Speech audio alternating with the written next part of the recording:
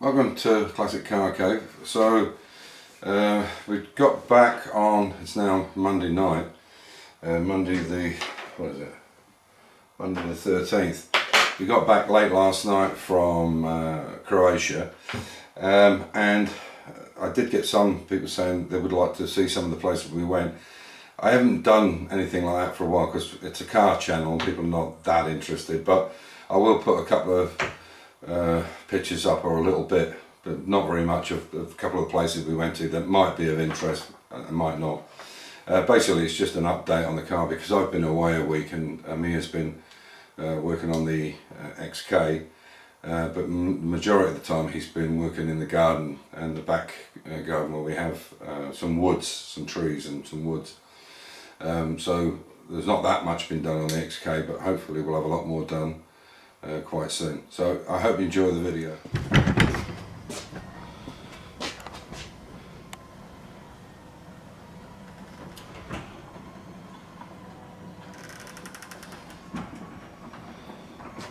So as you can see, the E-Type is out. I went and actually did some shopping with it. I'll show you the XK in a minute, but I've just been out in the E-Type to get some milk and bits and pieces, as we only got back yesterday, or late last night, from Croatia. So I thought I'd take the old girl out and give her a spin. And yeah, quite a small car, but you can get a shopping bag in it, which is pretty good. So there we go. I got some funny looks though when I was down at the shop. Let me get this out. There we go. So, show me dog food, milk, everything to go. Cigarettes. Very good. Actually, it's running great. Started up pretty good, I think, considering it's been a few weeks. But yeah, I need to take her out on a longer run, so I think I'll go out tomorrow. Ooh, is that glue? A bit of, yeah, it's glue. Yeah, we've got to get her ready for next month for the Salzburg E-Type 60th anniversary. I will be taking it up on the trailer because I can't put hardly any luggage in this thing. That's the downside. It's a lovely car, it drives great, but you can hardly put anything in it. The boot is tiny in them. And I want to give it a really good clean up and paint and everything, so when it goes on the stand, it's the best it can be. And yeah, we'll see what people have to say about it. So I'll take you and show you what's happening with the XK. So from this side you can see that battery box there. So originally these cars had they were 12 volt system, but they had a 6 volt on that side and a 6 volt battery on this side. Obviously this will just have a 12 volt battery on one side, and the other will probably use as a tool storage box or something. So that side is standard. So I want to take you around to the other side.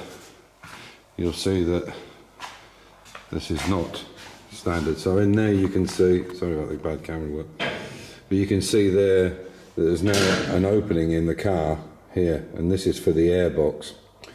The one at the very end here, this is for a wiper motor, and then the airbox goes into this. So only on the S specification cars did they have that. Normally it would just be a normal wall, and where you can see that nut there, the welded in captive nut, that would have just come down as one sheet onto that piece here, the piece at the bottom. So it's because it has to fit this. This is the air filter system that goes in with the triple carburetor or the S-spec cars. And if I turn around and show you the engine, you can see, get rid of this out of the way so you can see. So you can see there's the triple carbs. And then where the airbox comes, so it has to go under this wing. You could imagine with a triple carburetor system, obviously these are evenly spaced out, whereas when they're twin carbs, they're obviously more in the center, so there was no, the extension of this is much further over. Now the issue we do have is there's a banjo unit goes in there. You can see this is a banjo unit, goes on, and the nut on that banjo is sticking out too far. So what we've done, I'll see if I can bring it in for you. You might be able to see it better here. I'll just take you in a little bit. Okay, so you can see where that clamp is. there's some white half circle marks, and that will need to come out to accommodate that banjo union, because it's very close to that. And obviously when you start the engine, you're going to get a little bit of engine movement, obviously, as you first crank it over. So I need to work out exactly how we're going to do that, whether we cut it out slightly and then put a strengthening edge on it, which is probably what I think I'll do. But I think this is as far as we can go at the moment before we put the body, the whole, sorry, I'll bring it back out. Before we can put the whole shell back onto this chassis, this running chassis, because we need to make sure everything fits correctly. So what we're going to do is we'll do another few weeks, probably another month or so, on the body work, getting everything right, getting as much as we can done, and then we'll put it back, mate it back up onto the chassis with all its washers, all the felts, spacers, everything, and put everything together, that including the steering column, the radiator, everything that goes on the car will have to go back on, because we need to make sure it fits correctly. And I also need to make sure that all the holes in the bulkhead there are correct. Now, I'm absolutely sure that these two lower ones here I'm pointing at, they're not correct. I don't think they were in there. The two up to the left that are together, I'm pretty sure they're for the heater pipes, and obviously all the others are for something, but I'm pretty sure that those two small holes together are not right, so they'll need to be welded in or patch put in there. So this is what we're going to do now. This will be the final time that it goes onto the chassis, hopefully, to make sure everything is right, so everything we put back together. Dry fitting everything is so important, especially when you've got a new chassis and you've done so much body work like we have on this Roadster, that everything marries up the way it should do. And then, unfortunately, once again, it'll all have to be taken apart, the shell taken off again, and then painted. But as I said, I think I've said this many times before, but the shell will be painted with no rear quarters on it, no doors, no boot, no bonnet, all the interior stuff here, all these battery trays. There's basically a door that goes on here. All that has to be put in after it's put on the chassis. You can't put it onto the chassis in this. Well, maybe you could, but you'd bend things. So all that's got to go on separately. So there's still an awful lot of work to go to get everything right. So yeah, so we've started to do a few little things on the front, like obviously this is covered by the bumper. The bumper goes right over that, and the bumper is shaped. You can see it quite clearly there. We've put this protection on it at the moment because they've all been re-chromed, and you can see, obviously once they're cleaned up, how nice they are. So this has all been done. The rest of the chroming work will be done. These felts here are for the chassis, so they lay on the chassis in different positions, as you can probably see here. Chassis is a bit dusty at the moment. You can see it's just dust, but they basically sit like that along the chassis, and that's to stop the shell drumming. So it goes all the way along the chassis in different points, across the back of the tank. And the tank in this is aluminium. It's not original metal tank was in it, but they're aluminium now. So there's quite a bit of custom work going on with this. And as you can see, the engine has been run. If you look back on some old videos, you'll see me actually driving this chassis around because we wanted to check it mechanically. So that's what we're up to. Amir has gone away for a couple of weeks off because his son, who is trying to become a professional footballer, has a knee injury, and they need to get that fixed up for him. He's playing for or he will be playing for a professional club if everything goes well, touch wood. Okay, as far as the Mini's concerned, everything's just about ready to go back on this. The only thing I'm going to do now is I'll change the oil filter, drop the oil out of it, and what we're going to use is this Castrol Power 1.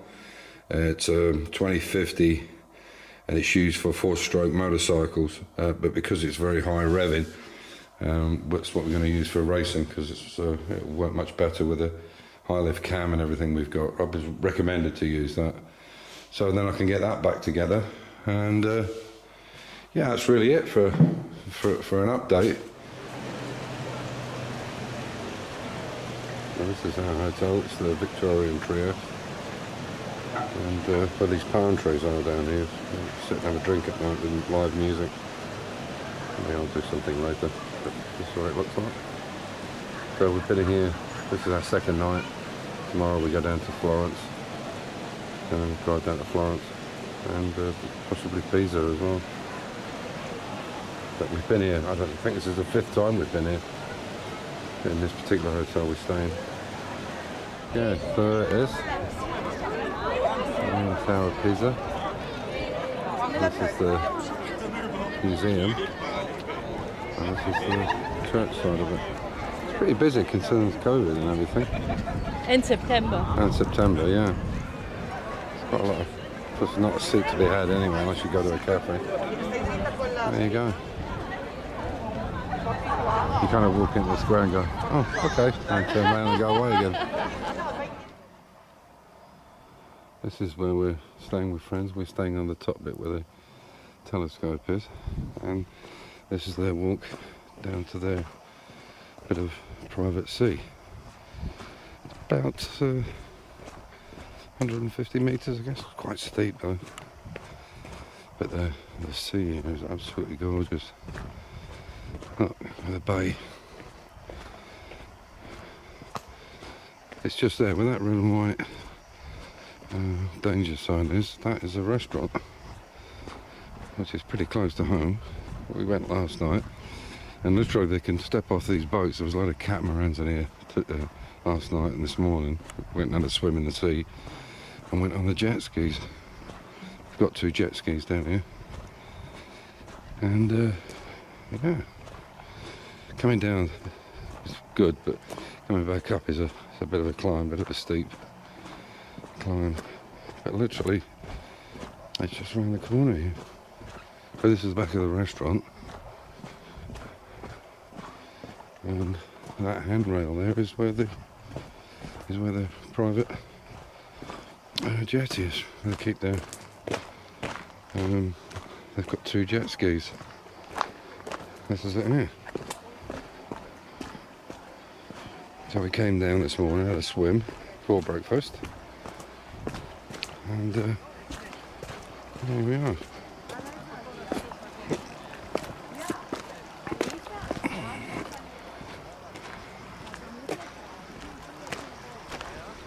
That's the 2 jet skis there. I went on that. Just good that sea do this morning. Great bay.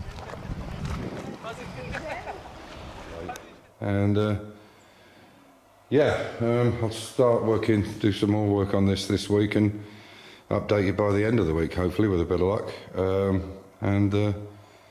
Yeah, we'll see how it goes. So as usual, stay safe, keep the faith, enjoy your hobby, and we'll catch up soon. Take care.